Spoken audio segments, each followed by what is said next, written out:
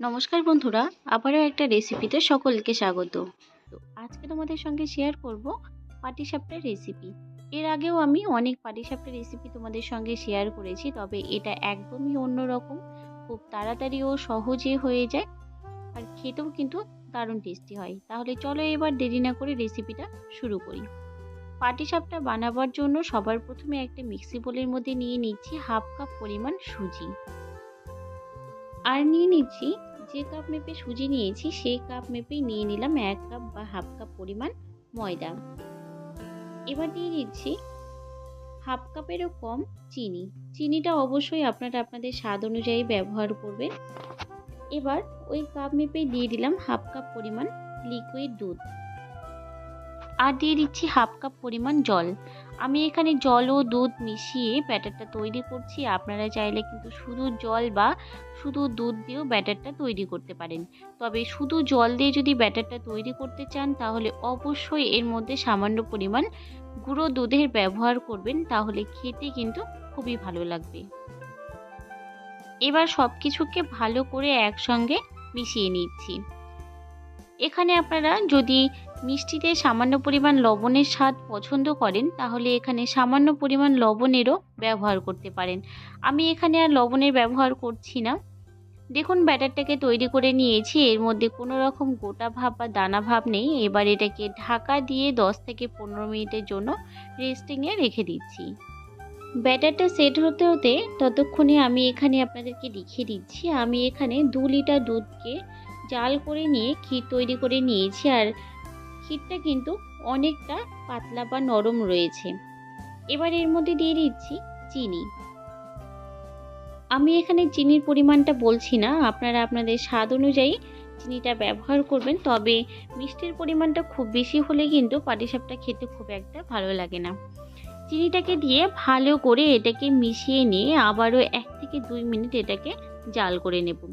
ক্ষীরটাকে খুব বেশি টাইট করব না, একটু পাতলা পাতলা থাকবে, তাহলে পিঠেটা খেতে কিন্তু খুবই ভালো লাগবে। চিনিটাকে ক্ষীরের সঙ্গে ভালো করে মিশিয়ে নিয়ে 1 থেকে 2 মিনিট আমি জাল করে নিয়েছি, আর দেখুন ক্ষীরটা কিন্তু আগের থেকে অনেকটা পাতলা হয়ে আসছে। এবার এটাকে নামিয়ে ঠান্ডা করে নেব।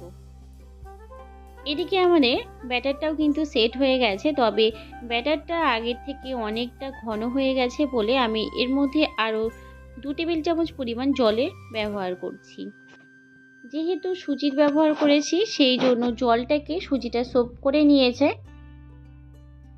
সেই জন্য আমি এখানে 2 টেবিল চামচ পরিমাণ জলের ব্যবহার করেছি।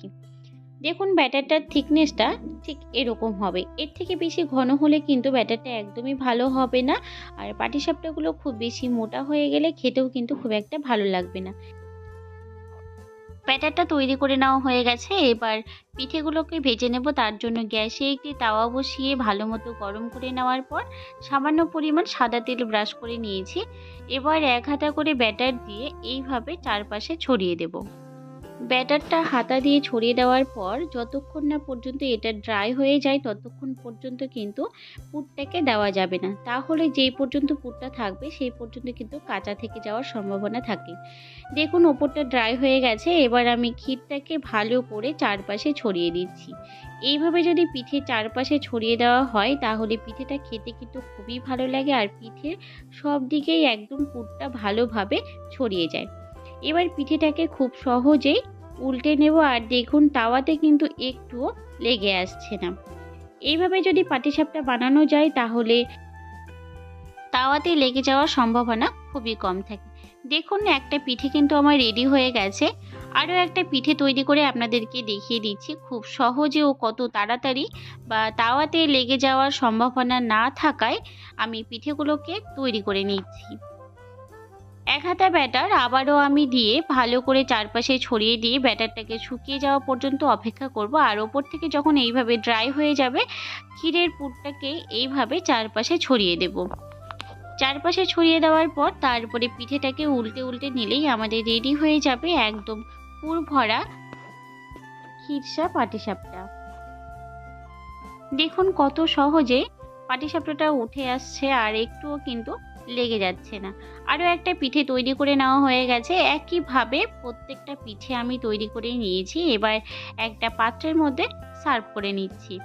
দেখুন পিঠেগুলো কতটা সাদা ধবধবে হয়েছে আর খুবই নরম ও সফট হয়েছে। খেতেও কিন্তু দারুণ টেস্টি হয়েছে।